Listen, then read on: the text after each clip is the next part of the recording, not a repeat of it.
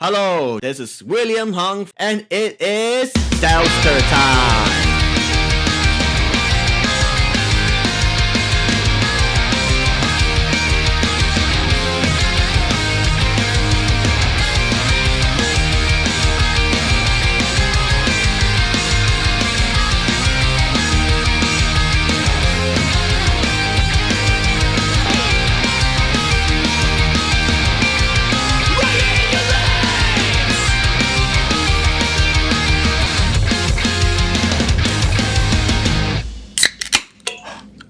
What's up, you guys? Welcome back to another episode of the Seltzer Time podcast.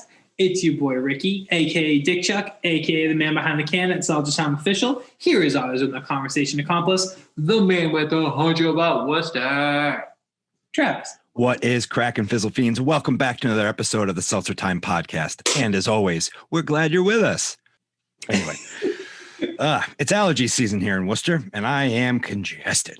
But this week on the show, we are talking to Stacie Brimmage, YouthGrow Coordinator at the Regional Environmental Council, as well as Kieran and Owen, two of their junior staff. But before we get there, y'all know what we have to do. Hey, Ricky, how was your week, buddy? So, my week was dope. Dope. Just kind of been listening to a lot more music than I have in a very long time. Yeah. I've had a lot of orders for Worcester wares and chilling, you know. Are you on the holiday music jam? Or are you still? Hell no. I don't do holiday music. There's like two good Christmas or holiday songs in my opinion, and like that's it. So when I am listening to music during the holidays, there's records that make me think of the holidays, even though they're not holiday records at all. Respect. But yeah, no, I've been on a very like, what did Ricky listen to in high school kick, which is usually my everyday stuff. But yeah, a lot of Bad Rabbits has been being played.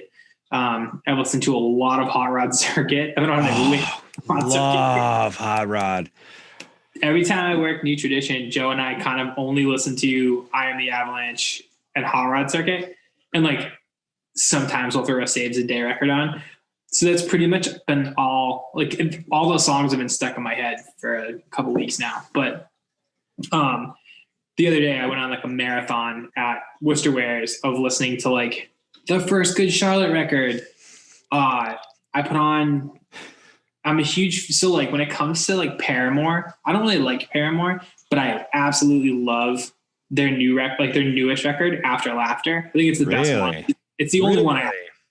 It's unbelievably good. They have like a couple okay songs prior to that, but that record is perfect. So I listened to that a whole bunch. Misery Business, I know is the hit and everybody got tired of it. That song fucking rips. It's so good. No, it is so good. But I can't shade that one. I just don't, a lot of their stuff doesn't connect. Agreed. With me. But their newest record, I think it's unbelievably good. And like when I say newest, it came out like 3 years ago, I think, but it's so good. So I listened to that a bunch. I listened to, what else did I listen to that was good?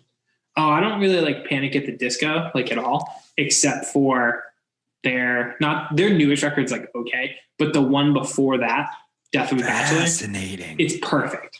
I just like really good pop music. Well, see, what I liked about Panic is that they're very emphatic or theatrical with their presentation.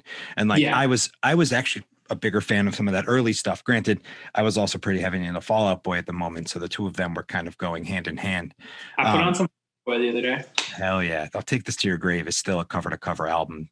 If I need to get house work done, Take This to Your Grave is one of like the fastest hit plays and get everything done. There you go. But yeah, that's cool. You're still, finding new music from these bands that I didn't realize they were still putting out music. Like I know Panic they're still hitting the radio, but I didn't know Panic it's like, it's cool because like those bands, normally with bands like, especially bands that came out during that era, they tend to get, I don't want to say bad, but like they tend to get less good with every record they put out. I think the opposite with them, where I wasn't the biggest fan of either of those bands. I loved them and they're both incredible live bands, but I didn't really care about them at all until, I don't know, the last 3 years, 4 years, something like that. But both of those records are so good. So I put those on. I like to listen to like super poppy, interesting poppy things. And then one of my like Stokes and Pokes is going to be a Taylor Swift reference, but I've been on a huge Taylor Swift Reputation kick. My favorite Taylor Swift record was always Speak Now, which I still think is really, really good, but Reputation is perfect. I listened to it the other day and I was like, this record is so good. It's awesome. So Respect. Big Taylor guy. How was your week? I've never listened to that album. My week was good, man. Working a ton. Typical. I feel like I say that every week. I was really thinking that I was going to be able to kind of ramp things down a little bit towards the end of December and kind of like take it easy into the New Year's. And I'm thankful, but it's just not going to be possible. Projects keep coming in and I just got more stuff I got to do. So I'm pumped, but damn. But in my kind of like new stress relieving hobby, I am baking a lot of cookies these days. Like, granted, it's holiday season. I always want to bake cookies come Christmas time, but like, I don't know, once or twice a week, I'm baking some sort of cookie. Like I've made pecan sandies. I've made this like blondie's bar. I don't know, it just, there's something mindless about it where I can't think too hard. I have to follow a recipe. Yeah. There you go. It's very therapeutic. Naomi and I were just watching Great British Bake Off. Okay. Coolest show ever. It's such a great show. Any of those BBC shows are really good, but that one specifically is.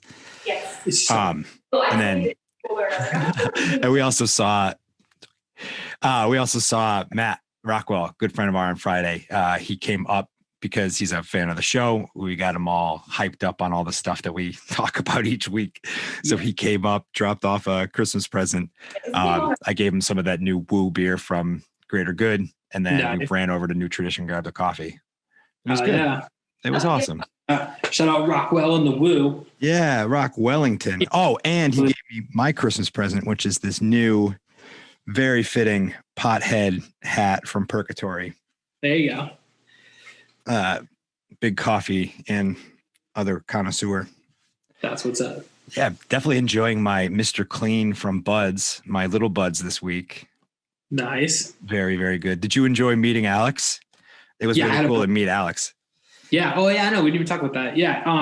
No, it was great. It was awesome to like hang and talk and get to kind of see more of like the Buds the Buds operation. Yeah. Great to meet Jen in person. I haven't met her yet. And gangsters. They're incredible. They're really impressive and they're just very smart. So I was really, really appreciative of that conversation. Thank you, Alex and Jen. Yeah, thank you guys. That was a blast. No, it was awesome. I mean, great people, great product.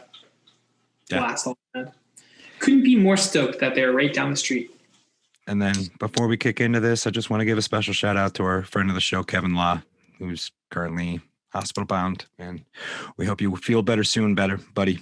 Feel better soon, buddy, and get out of there before the holidays. Kevin, we miss you and we love you. I love how Kevin is not feeling super well, but is still banging out memes like crazy. Dude, he's the king of them. I woke up at like, sorry, not to cut you off.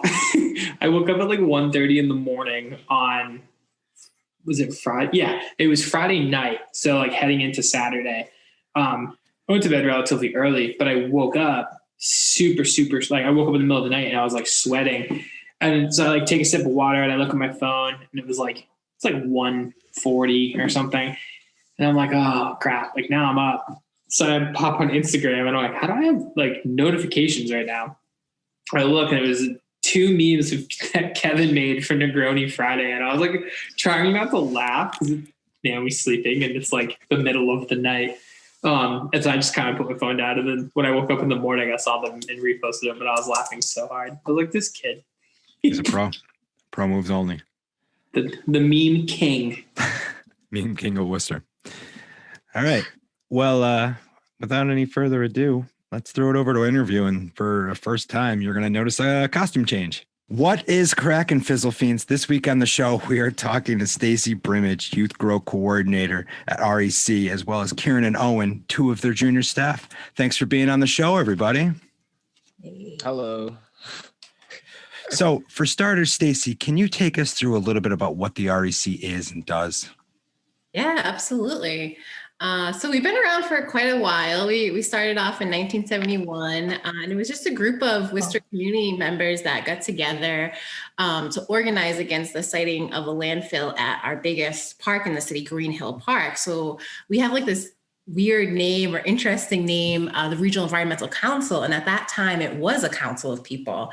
And then since then, early 90s or late 90s, early 2000s, we transitioned. We had like a environmental justice focus for a number of years, and we incorporated food into that focus. And that's when we sort of started our YouthGrow network, which is a community gardens and school gardens network. YouthGrow started in 2003. And then our last program is the Community Farmers Market program, which also includes the mobile market. So the mission is to, have access to healthy, affordable foods, make that easy for folks, build community, build green spaces, train people, provide education so that they can grow their own food and develop young leaders and make access to food easy. That sounds incredible. And that's here in Worcester. Yeah, right here. Yeah, you can, check us out. We mostly work, like YouthGrow, we focus in Main South and Bell Hill, our city's two lowest income neighborhoods. And yeah, you can catch the blue van all over the city. And our gardens are all over the city. I think we're over 60 gardens. A lot of the Worcester Public Schools have school gardens, and then throughout the city in all kinds of neighborhoods, but a high concentration in Main South, which is awesome. So I didn't realize there were that many. Yeah, right. It's so cool. Yeah, the schools, working with the schools has been really awesome and increasing the number of gardens. And then also just folks reach out to us all the time for support to start a garden. So that's been awesome. And then our oldest actually on Castle Street right here in Main South, that garden started in like the 1970s too. So that one independently started and then started becoming part of the network. So they've been around a while. That's fascinating. That's super, super. So like the gardens out in front of Jacob Hyatt, that one's right next, are those REC? Yeah, that's a school garden. Yeah, that's one of our first school gardens. I actually started off at the REC. Well, first as the YouthGrow mentor for the summer.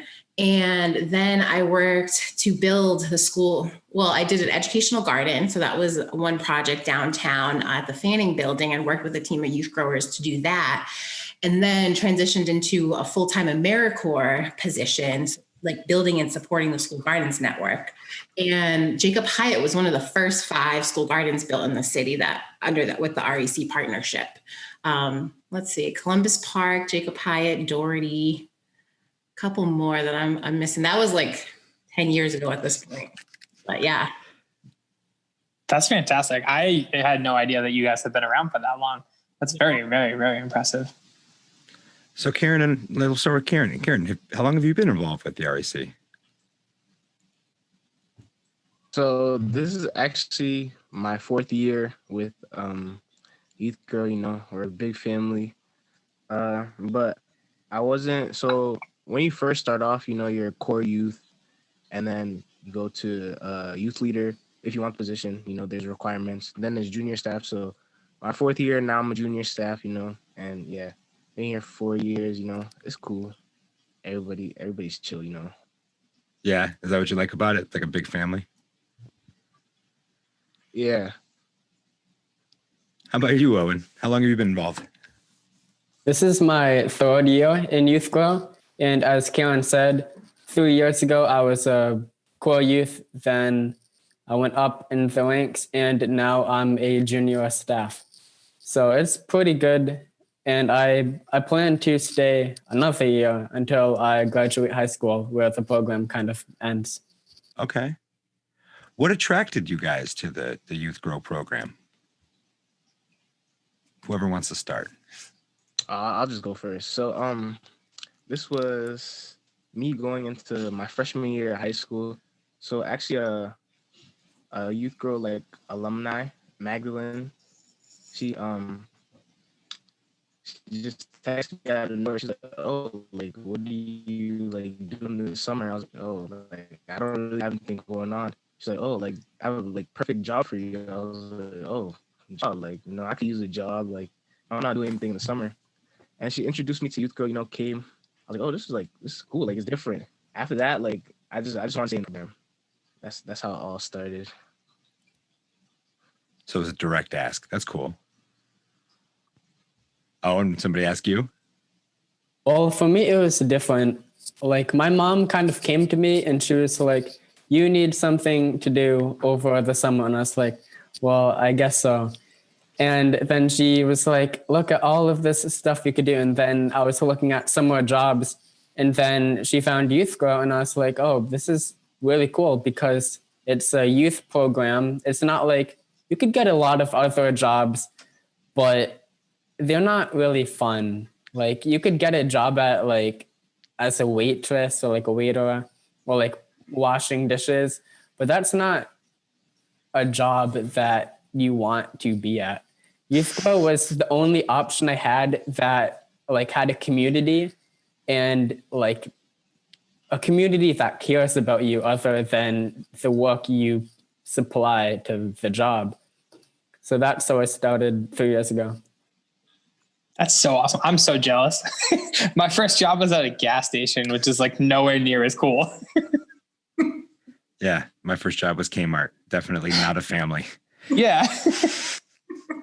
I envy you guys. Stacie, it seems like you guys have built like a really tight-knit community of these kids. What, like, how? You know what I mean? Like at this day and age, how? Yeah. Any ideas?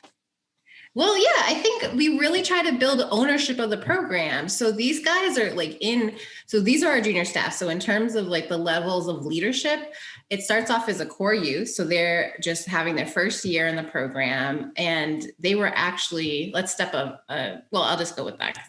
Core youth leader. So when you're, your second year in the program, we have some programming throughout the school year, like internships, volunteer hours, and like a non-COVID year. And we've kept some of those elements this year too. And then retreats, we have monthly retreats. So those are like workshops, meetings. If you complete those requirements, then you guarantee your position for the following year. And it's incredibly competitive. So the 1 year we had over 200 applications. And we had 180 young folks come to be actually interviewed. And the youth leaders and the junior staff lead those interviews, which is super cool. And they lead the decision-making process. So not only do they interview the youth, but then they work together to decide who is going to get those positions. So core youth leader, junior staff. So the youth leaders and junior staff, they plan the program. So they're responsible for certain parts of the farm, the high tunnel, different fields, different aspects of the farm. They're in charge of the decision-making process for our core youth hiring. They plan, these guys think about like our retreats, all aspects, also field trips, food, everything. So it's really cool to be able to back young people in this way. And it builds ownership for sure. And they make connections to each other for just having such awesome leaders. That's been really great because that just develops other awesome young leaders. That's awesome.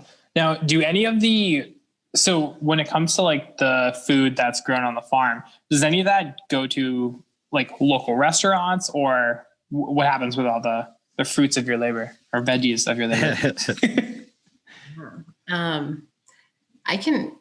I can answer that, or Owen or Karen, do you guys want to answer? Well, most of the like produce we sell it at the mobile market, which is the blue car little van that drives around and sells the stuff we grow. But we also sell it at a farmer's market, and then some of the produce stays with YouthGrow for field trips, or we'll just take some home. Oh, cool. Yeah. Owen's got it. The mobile market, it's really cool. Like all our food. So in-house, like before we've vended at different farmers markets. We've had different partnerships with folks of like getting them food, like Holy Cross. But now we're able to just harvest everything for the mobile market. And it's such a cool project. The mobile market is going to areas where it's hard for folks to get access to healthy, affordable food. And the mobile market also provides a variety of ways for folks to pay for food as well and to utilize their SNAP benefits, HIP benefits, things like that. Oh, cool. That's Very, so very awesome. cool. Yeah. And there's limited options in the city. So that's been really cool. So that's like a cool in-house just cycle. And then this year, we actually have been doing food deliveries to youth growers as well and partnering with the farmers market.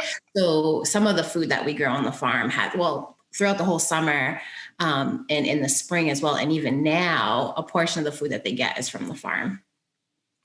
That's really cool. That's fantastic to know that it's grown within the city limits by kids that care about it.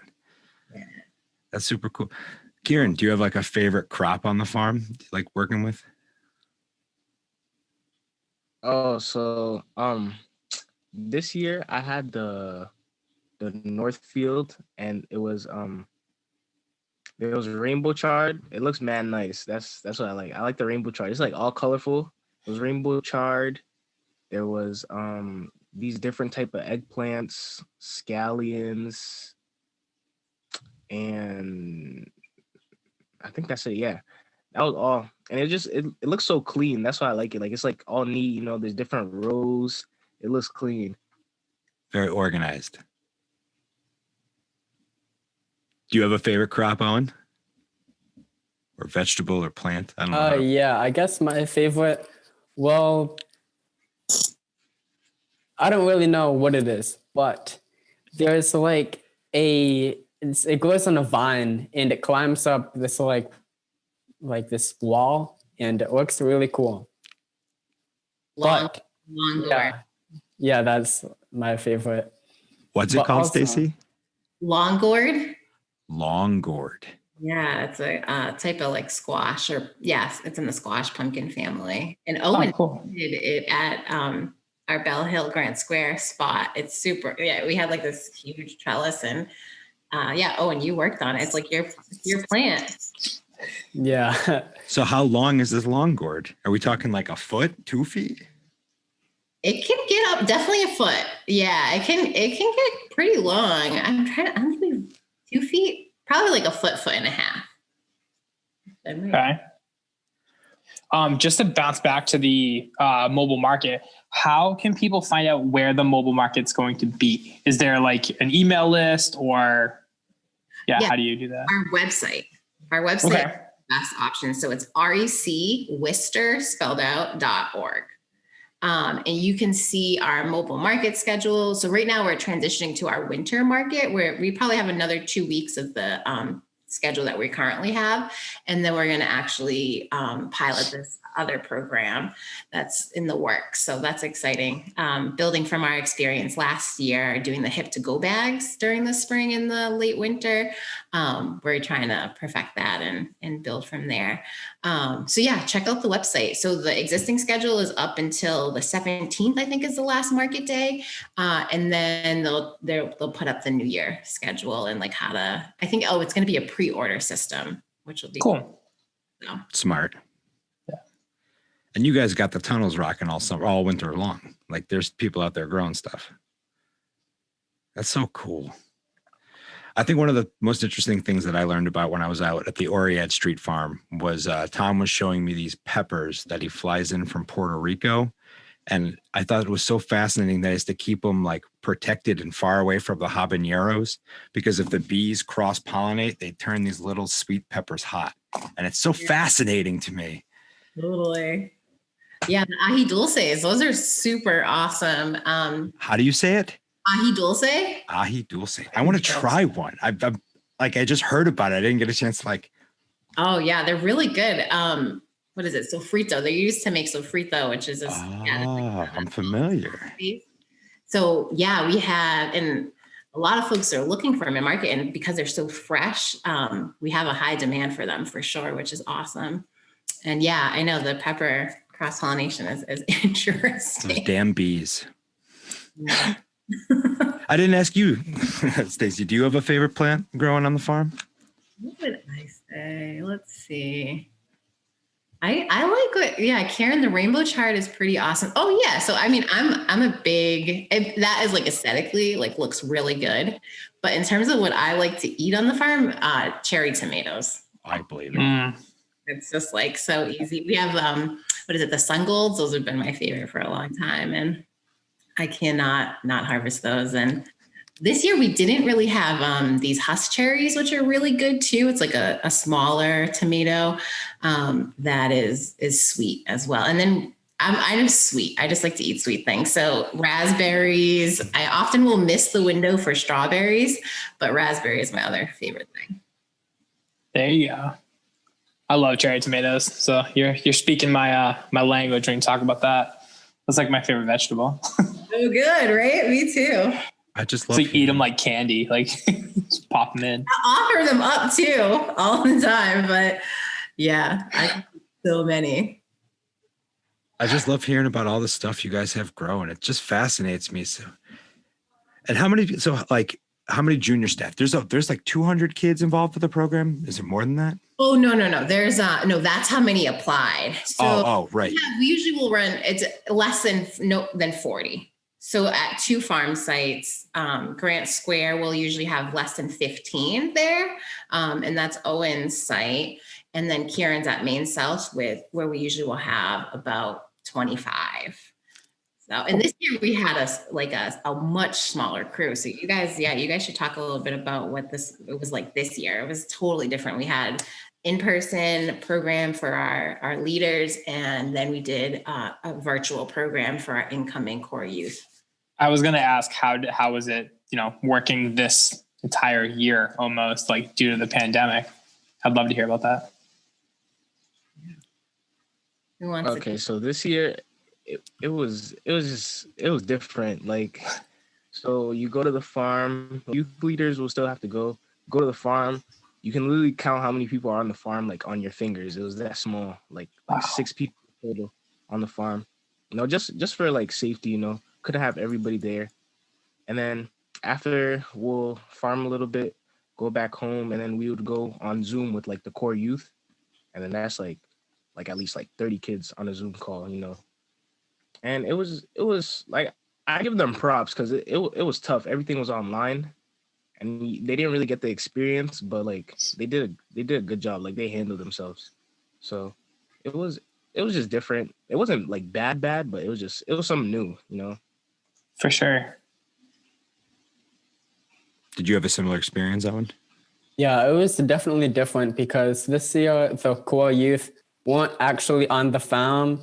So it was just like the junior staff and like youth mentors that were helping on the farm. So usually it would be everybody and you'll be able to get more done, and there'll be team projects which you could do. This year we didn't do that because we didn't have enough people to do like specialized like projects on each farm.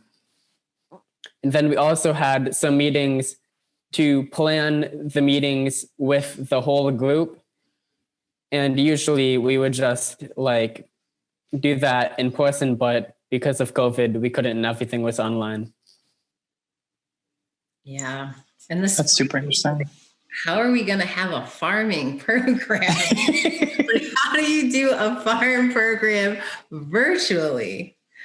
And the directions were changing all the time. Like it wasn't really until I think like June, like late June, right before the program, that we like solidified, like, okay, this is what we're doing. And yeah, like these guys said, like we didn't have more than 12 people on the farm, including adult staff. So, and the Bell Hill site was even smaller because it's a smaller site.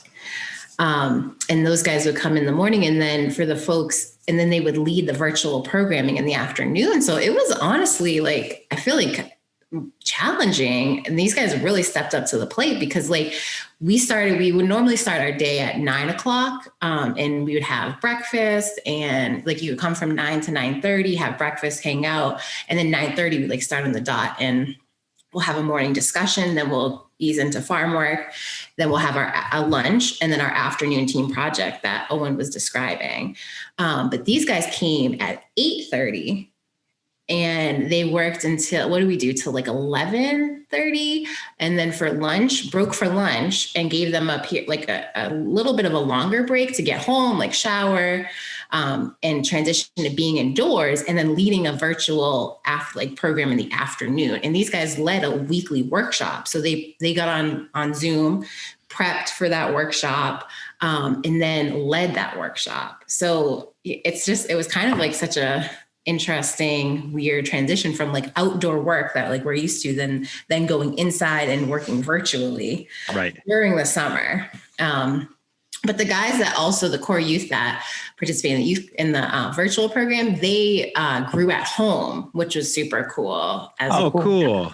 Whole nother layer.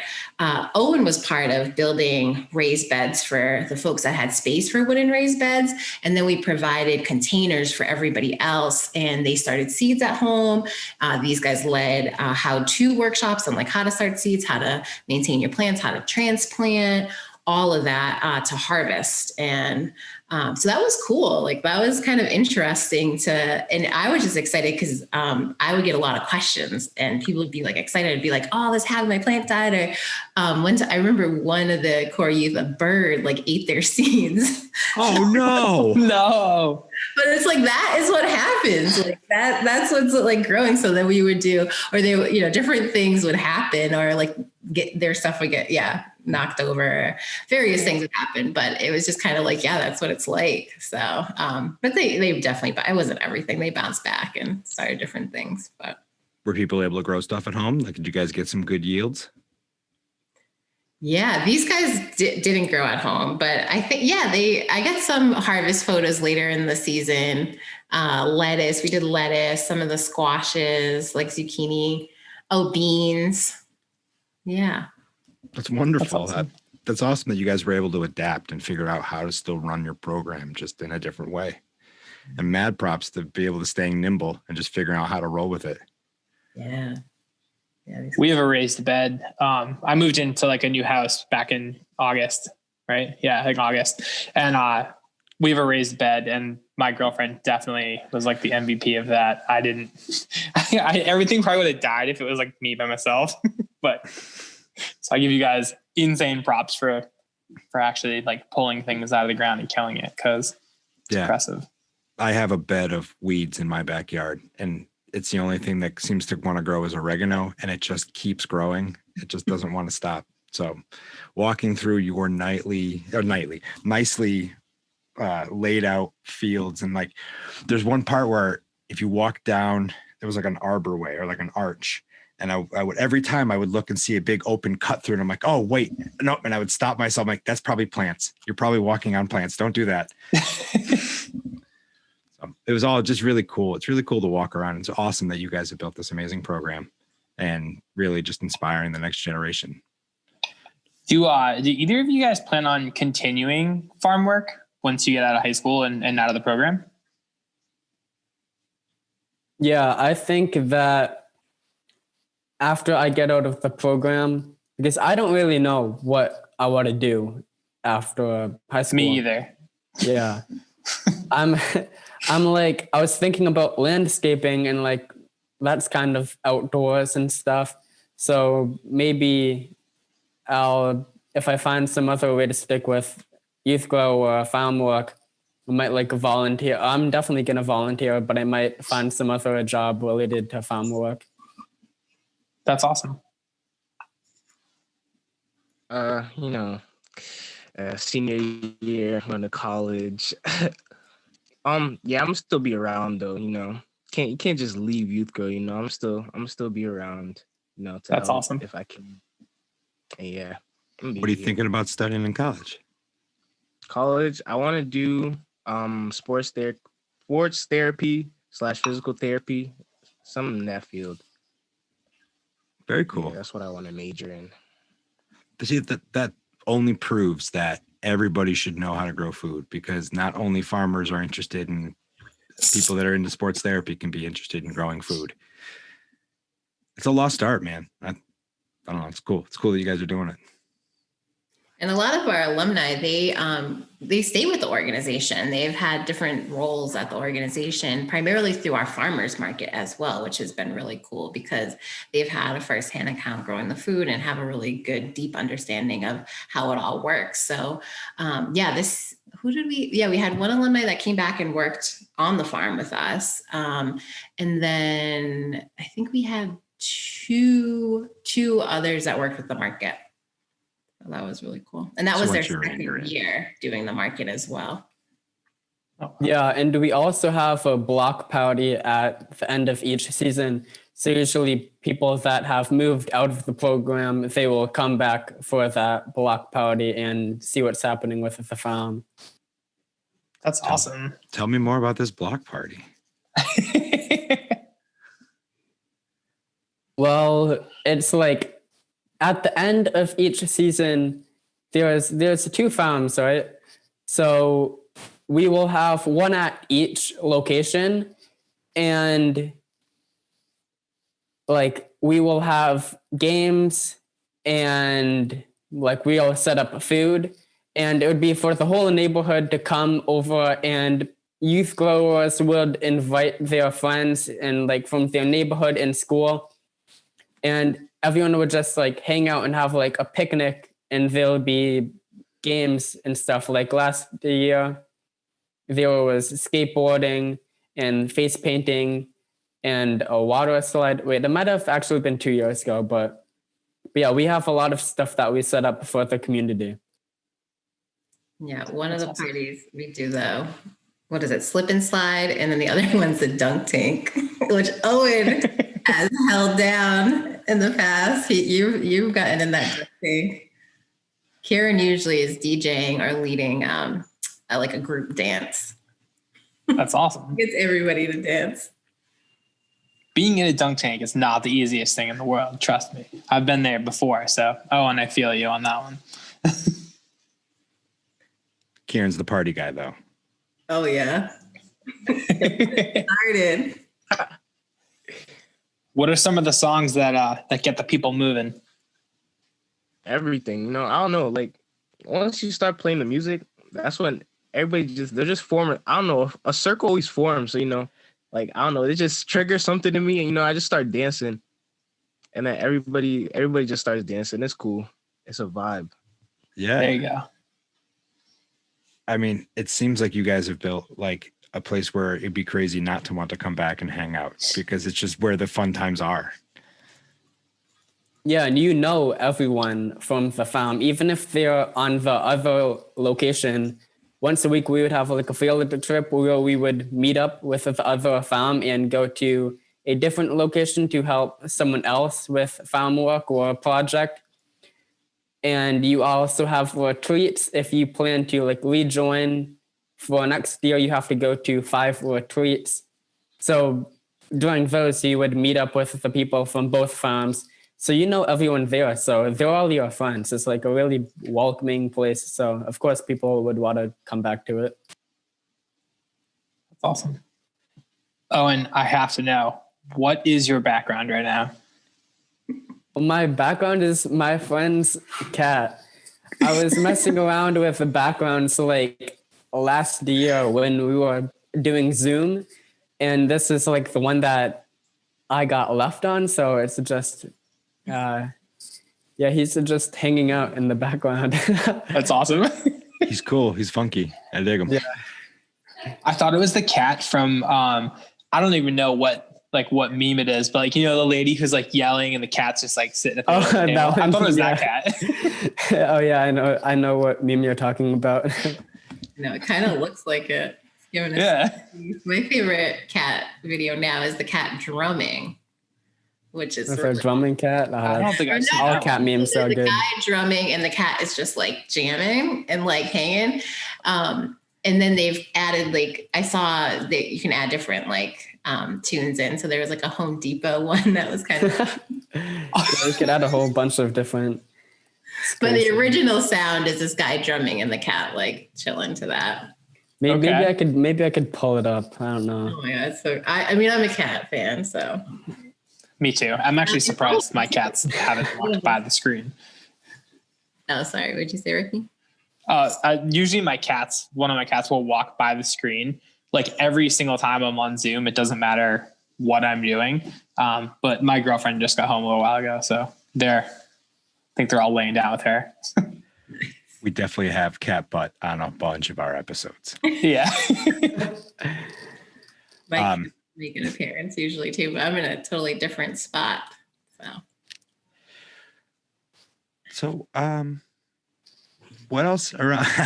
Nice. Yeah, here it is. That's awesome. So when you guys aren't on the farm or, doing schoolwork, what do you guys like doing around the city? Well, I don't know. I mean, Nothing. well, also not in a pandemic. Well, I don't know. normal I would usually do a lot of things with my friends. So like just going around like to stores or to the mall or to the movies, just stuff like that. Or we would go to one of my friends' house and we'll just hang out. One of my friends has a fireplace and we usually would go there and just like chill. Yeah, I was gonna say the same thing. Just hang out with friends. I don't know if that's really for the community, but It's for you, man. yeah. Oh, it's for the community. Oh, in that case, I We're just shooting answered it. that completely wrong. No wrong answers.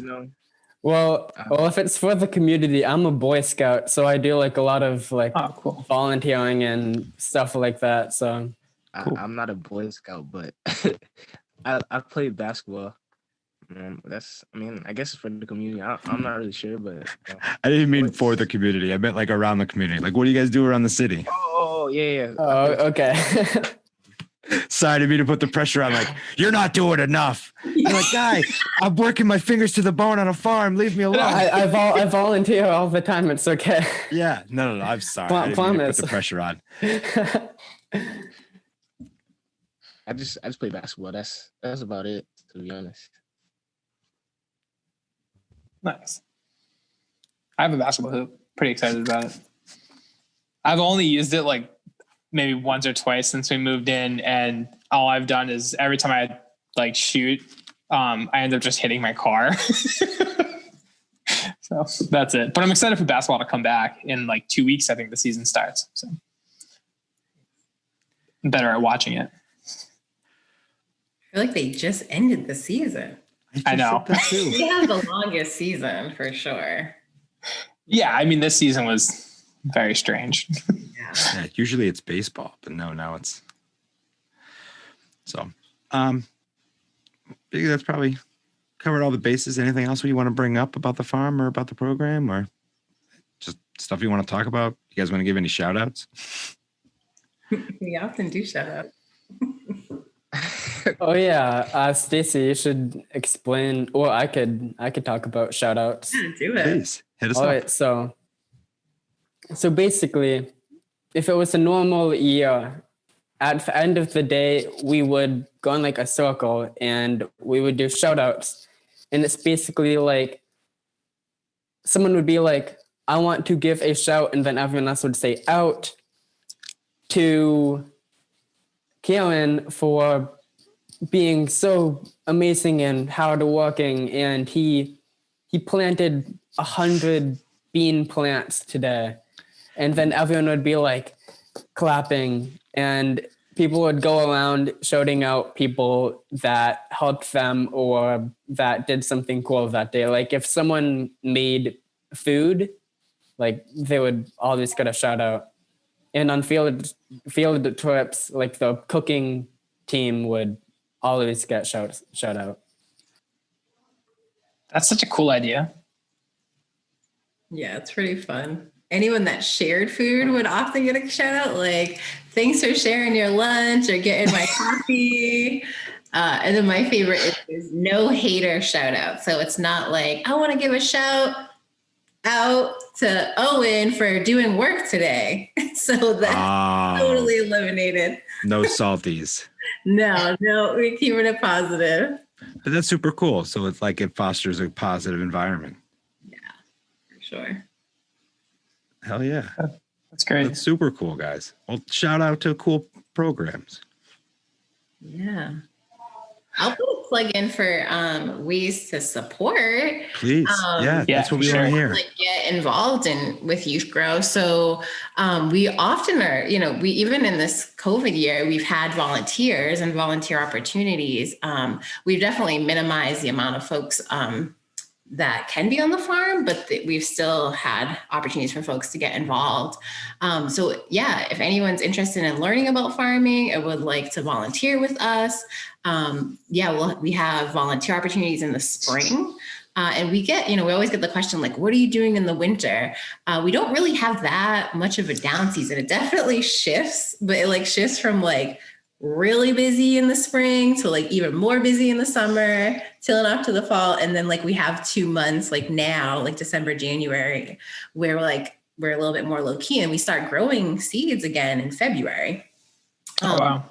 Yeah. So in our high tunnel, we're going to grow seeds this year. And we've worked that with Holy Cross and WPI and their indoor greenhouses and up until this point, and we'll still be working with them as well.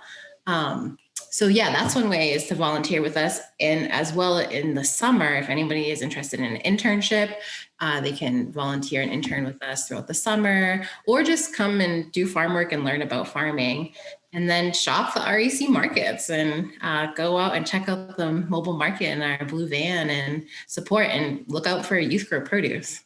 Yeah. Heck yeah. And that's all found at recworcester.org. Yeah. Yep. Yeah, you can definitely get my email. My contact is on there. They reach out to me, and then the schedule is at recworcester.org. You got it. Awesome. Do you guys have any social media handles for the farms? We do. We have we got a week YouthGrow page because I'm really bad. So I'm going to get these guys on that. That's brand new. We do have our REC Farmers Market. We have a strong Facebook game for sure. And working with these guys, we'll get our YouthGrow handle going way better. But the farmers market has a good, and that's on Instagram. They have a solid Instagram, and they often will shout us out too. So I'm going to try to get on their level.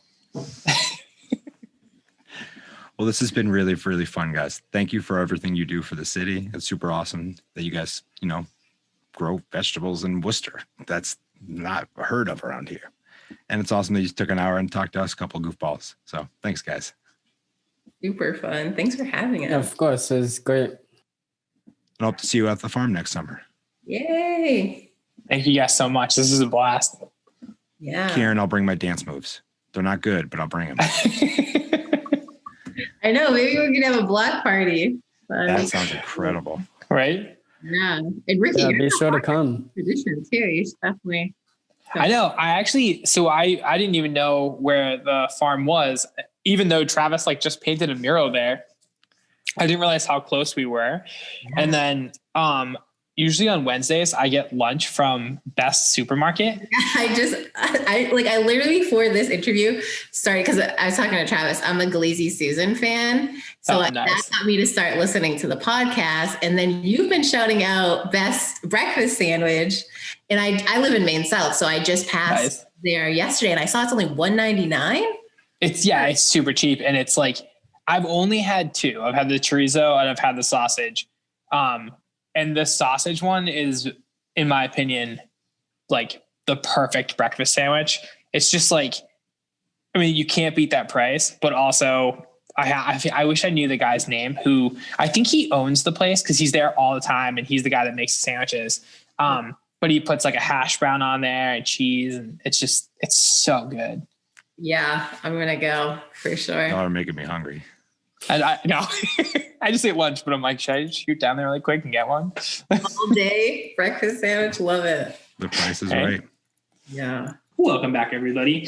That was awesome. It was such a fun interview. Super interesting to hear kind of about how they got involved and how the project works with them while they're in high school, and they both seem to have interest in being a part of it in some capacity after for a little while, which is really cool. Yeah. It's super cool. Everything that the REC has set up and how it's kind of developed from where it originally started. Now it's serving a community far better than it was. And it's even like working together in with its original concepts. Now it has the securing food and the blue van, like everything about it just stokes. I get so excited. It's been around for so much longer than I thought it was. Yeah. Seriously. I didn't know a whole lot about it going into it, which was like kind of my favorite way. Whenever we have a guest on that I don't know a lot about, it's a learning experience for me as well. But it was super cool to hear how long that entire organization's been killing. Is it the 70s? Is that when they started? Yeah, it was like 74, I think she said. Something like that. Yeah, that was super interesting. And I think it's cool that it's attracting people like Kieran and Owen, where, there's a good chance they may not have ran in the same circles, social circles, but having an opportunity like the REC to kind of give them a reason to talk and hang out. Now they're friends. And now they're like, I love programs that are designed to build people up like that. And like the shout outs at the end, like that stuff is just so cool. So yeah, big daps, guys.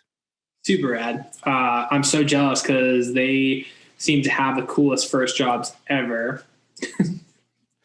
Right. And like they're having that kind of job, having an outdoor job where you have to do some work, but it's still like a feel good job. That's the first job. Like that is prime stuff. Yeah. Gangster. No Kmart or what did you say? Oh, gas station. I worked at a gas station. Got paid for a Snickers. Hey, that's how it's done, man. Those are some quality episodes. A lot of Rolling Stone magazine. That's what it was. Rolling Stone. A lot of WEI sports talk radio because it was before the Sports Hub, and a lot of coffee from the bean counter because it was right down the street. That's it. That sounds awesome to me. So thank you guys. Thank you, Stacie. Thank you, Kieran and Owen. And go check out the Regional Environmental Council and see how you can potentially, if you are able to, potentially consider giving them a donation or some other type of financial support one way or another. Yeah. Hit us with that good Solon. Hey, Solon, before you start singing, we just want to wish you a happy birthday the other day. Oh, happy birthday, big guy. Yeah. We're putting on our best NPR voices for you. It's true. This is kind of like a, what's that? What's the thing where they make noise? Like the ASMR. Yeah, that. It's like, happy birthday, Solon.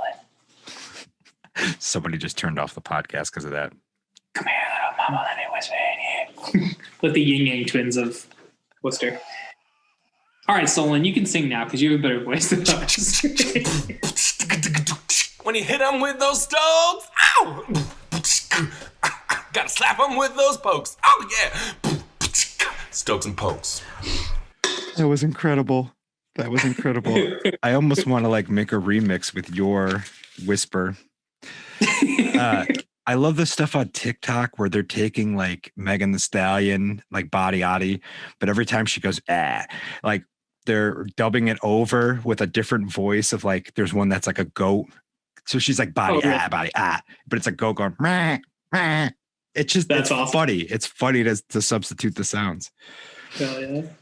All right. So Stoke and poke time. I'll start with a poke, and I'm not going to dig too hard into this because Bill Shaner did a much better job than I can do in this brief amount of time.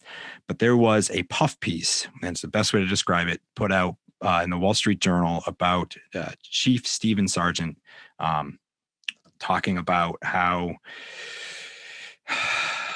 basically how positioning it as it's two sides of the same card, trying to play together and figure out how to correct the system, but leaving out a lot of very important information about actions that the police have taken, actions how even Chief Sargent has not acknowledged that racism exists, even though there's tons of documentation saying very much the opposite.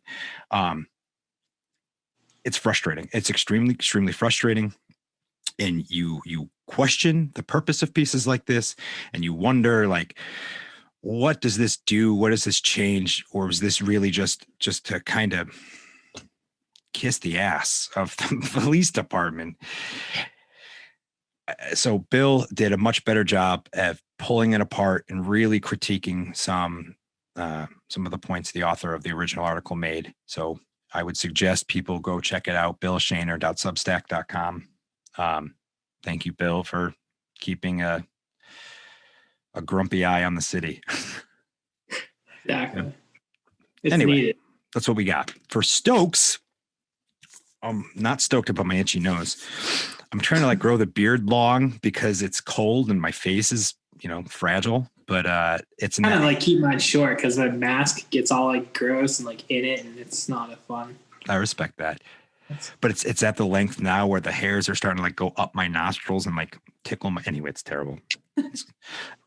I have a hard life. That's what I'm trying to tell you. I am stoked about Twitch TV. It's something that I've been super interested in for a while now, but I've never really like. For those who don't know, Twitch.tv is a platform for basically everybody gets a TV studio. And then right now, what is primarily on there is a lot of video game players or video game streamers. So it's people playing games, long form games, and talking to their audience. To a lot of people, that sounds insanely boring, but I would challenge you to say you watch people play games every Sunday or every night, and you watch people play baseball and basketball and hockey and soccer. And it's kind of similar to that. Sometimes it's just enjoyable to watch somebody that's really good do it. And then this time you actually have personalities where the person's talking to you and you get kind of like that one-to-one reaction as to like, they just got their dick smashed in by a boss and they're freaking out. And it's humorous at times. And there's different personalities. But to me, there's a lot of like unexplored opportunity there. And there are the chatters is what they call them, where it tends to be young women, young buxom women wearing not a lot of clothes, talking to their fans, kind of like a precursor to OnlyFans, but on Twitch, you can't get naked. So there's like this line. Anyway, I've been talking with the Woot Nanny guys. We identified it as a potential, area for us to kind of explore with COVID still being around. We're all not going to shows, and these dudes, these stand-up comedians are starving for performances. They were doing it just on Zoom through Facebook Live, and it was going okay, but we think that this new platform can be an even stronger performance. So we ran it over the weekend, had a pretty good success, and we are planning to have a show. We're going to plan to do a show of Hot Dog, which is their stand-up comedy show controlled by a wheel. Hopefully do an episode of Hot Dog before the end of the year. So more details coming soon, but hopefully that'll happen. I'm here for it. Yeah, dude. So Twitch is definitely something I would like to pay a little more attention to coming up. Yeah. So like it just seems to like have its shit together. And there's dudes like Effin Rager who are friends of Sean. They're out in Houston, and they have a weekly Monday nights. They do like a call-in show, and it's just delightful because I'll be sitting here and I'll call them and I'll like kind of harass them a little bit, and they're funny and they're two comedians out in Houston, and like, that's awesome. Yeah. So it's like they really inspired me to be like, man, we are not thinking about this the right way. How can we be using this platform to? So you heard it here first. More than likely, if the stuff with Woot and Andy goes well, you will see some Seltzer Boys content. Yeah, we're going on Twitch, son. It'll be 4 hours of watching Ricky work on his team and then just hang out. Dude, speaking of Twitch, I have a Twitter friend. His name is Jack Appleby. He is the creative strategist for Twitch. No shit. Yeah, he's awesome. He's kind of like a marketing Twitter celebrity. But he happened to get a job with Twitch like sometime during the pandemic. That's the only thing I know about Twitch. I have it on my phone, but I've never used it. I guess you're right. Yeah, I guess we could like live stream me trading away a bunch of players for draft picks, and then at the trade deadline realizing that I've made all the wrong moves in all the wrong places, and all those draft picks I got aren't actually that high of picks, and I screw myself over. So when you got all those first round picks, you got all late first round picks? Yeah, I made a lot of moves. I currently, with the season I have 2 first round picks in a row, or like this year and next year's first round picks in the St. Louis Blues. And in my season, they're pretty much worth, or in my game right now, they're pretty much worth nothing because that team is still very good. And I have a first round pick from the Minnesota Wild, which also isn't really worth much of anything in that season. And maybe like the New Jersey Devils or something along those lines. So yeah, we'll see. I don't know. I made the playoffs, but it's like, I might end up. At what cost? Yeah, I mean, my team's like not bad. I want to like build a team that I'm just really happy and comfortable with, and I can play like a couple seasons with. But I tend to like build for 1 year and then get annoyed and then delete it and start a new one. So we'll see. Just like real life tonight, and we'll see how tonight goes. You know, that's the beauty of it. But it would be really funny if we did a Twitch thing. If I was like trying to explain, because even when I make these trades, like I like definitely fuck myself in a way. It would be kind of funny. We should look into this. I'm into it. All right. Hell yeah. What do you got for the people, buddy? What's up, guys? Welcome to Ricky's pop music comment section. My stoke and my poke both involve probably the two biggest pop music artists right now. My poke is Taylor Swift. We all know I'm a big T Swift fan. We all know she put out one of the probably the second best record of the entire year with Folklore. But on Friday, on Thursday, she was like, I'm dropping a new record tomorrow. And I was like, oh shit. And she dropped a new record, and it's not super good because I was blinded by the light of, what are you doing? Mike D's here. Give me 30 seconds. I'm just going to go. All right, here. Do you want to talk to the people and I'll be right back? Yeah, I'll do my stokes and pokes. Like, I got this one. This is going to be fun because I'm not going to hear these till the edit. Exactly. What's up, guys? It's just me now. All right, yeah. So my poke is Taylor Swift. Basically, what Taylor Swift did was a genius move. She released a record of songs that weren't good enough to make it onto Folklore, which is fine, outside of like 3 of them that are good. And she killed it. She's going to have 2 records that are probably going to fall into the top 15 of the year. People who are super cool are going to say Evermore is better than Folklore. It's not true. Everybody knows it. Wait 2 years and then it'll be like an official thing. But it's just kind of annoying. Justin Timberlake did the same thing with the 2020 Experience, and then like 2020 Experience Volume 2 or whatever. There was like 2 good songs on that, and it was 14 songs of garbage. But yeah, I mean, Evermore is probably better than the 2020 Experience too, but whatever.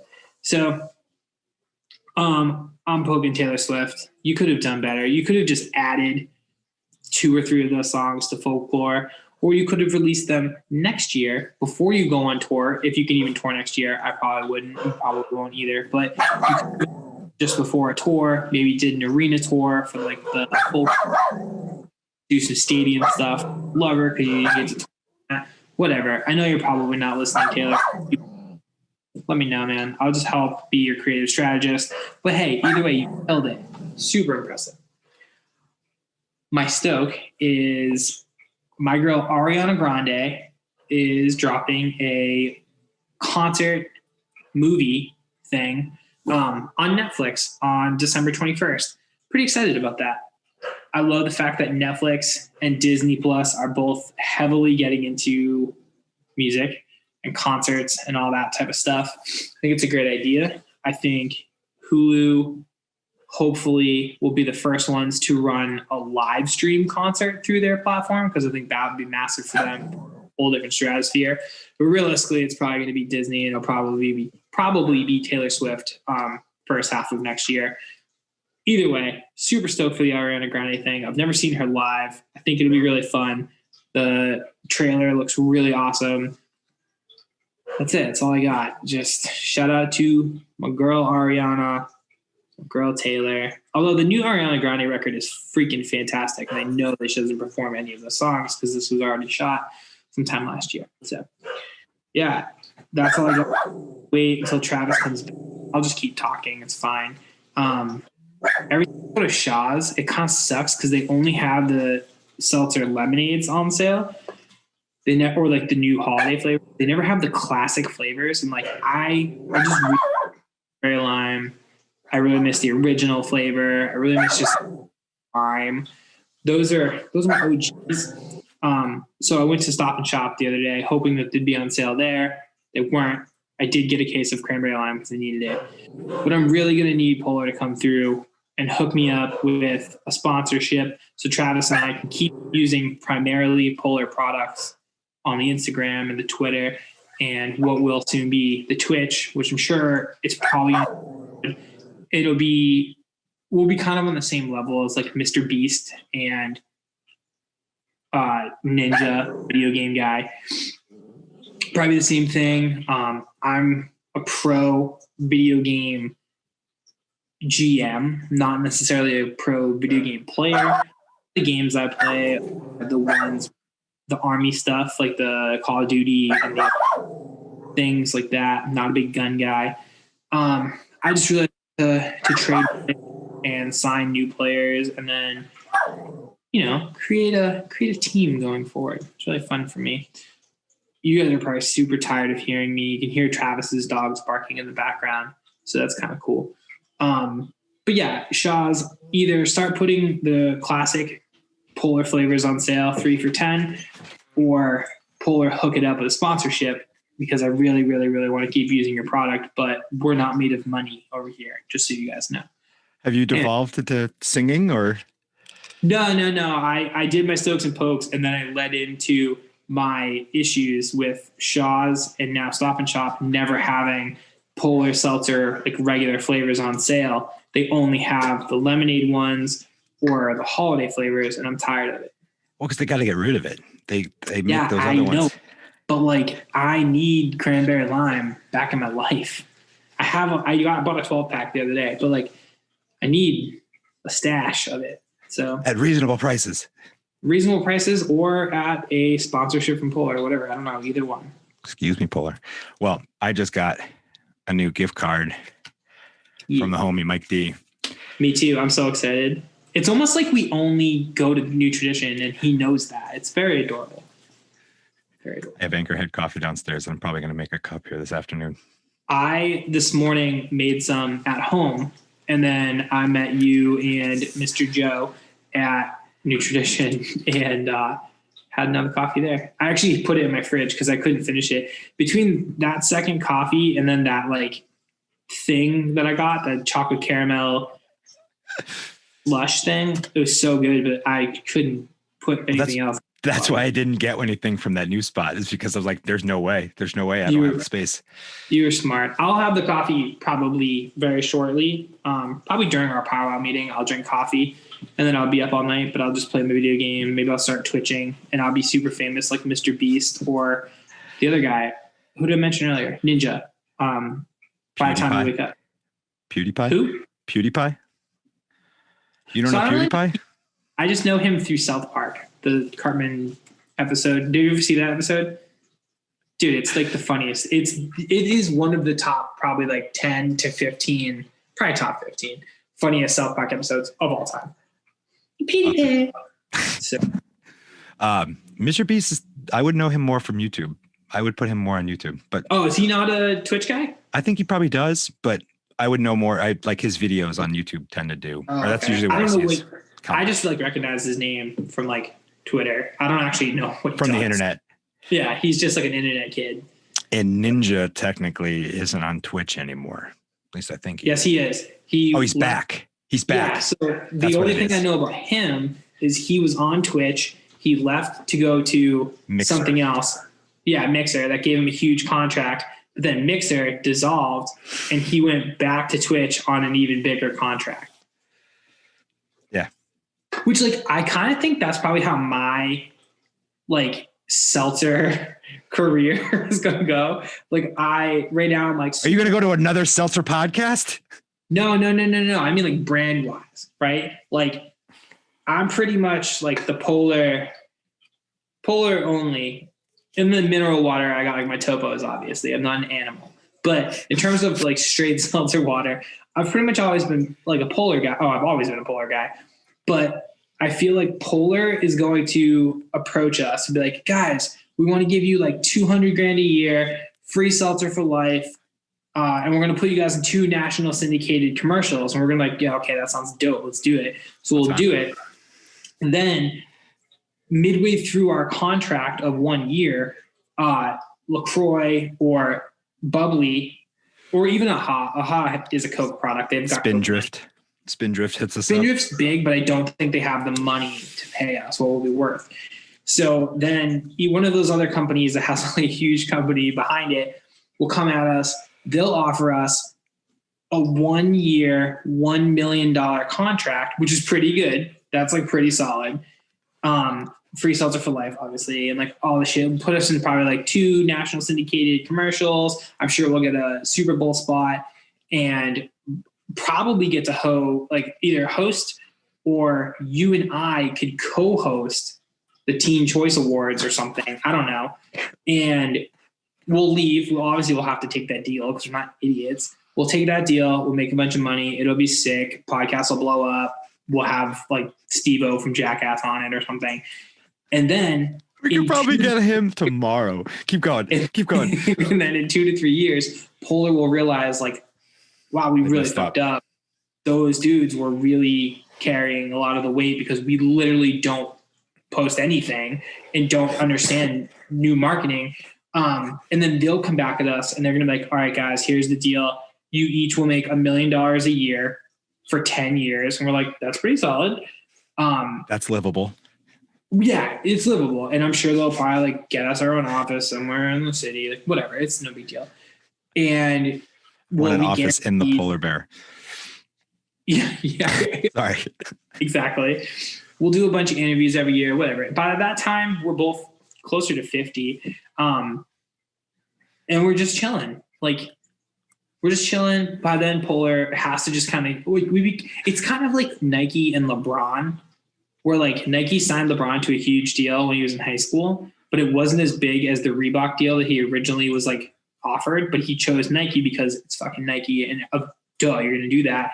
And then a couple of years ago, Nike signed him to a lifetime deal for like, I don't even know what the money was, to be honest with you. But I feel like by the time our 10-year contract with Polar is up, both them and us will be probably too big, that they'll sign us to a lifetime deal for some decent money.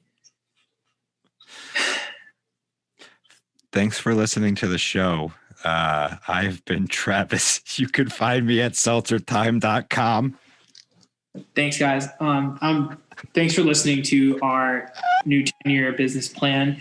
I don't know how much of that I heard, but that's awesome. Oh. I've been Ricky. No, you got to leave it all in. That was I just Rudy Giuliani'd. What? You didn't get that? Did you hear the fart? Please tell me you heard the fart. Rudy Giuliani was in a national, like he was contesting Trump's thing and they was talking and they caught the fart on the microphone. You didn't see that? It happened last week. No. Oh, it's awesome. Maybe I did. I'm sure I did. Anyway, Either way, I've been Ricky. You can find me at DickChuck77. You can find me at Seltzer Time Official. We're going to have a huge Twitch presence. We've already have a little tiny TikTok presence. We're going to grow it. I have been personally having a little more fun. And by a little more fun, meaning like I've spent like 3 days trying to post on Snapchat just to see if that's still a thing. Turns out it is. I didn't know. People have been kind of into it. So I'm sure I won't do it a lot because I kind of forget that it exists. But you can find me there too. For the most part, you can just find me on Twitter and on Instagram and soon to be Twitch. And that's it. Yeah. Thanks for listening, guys.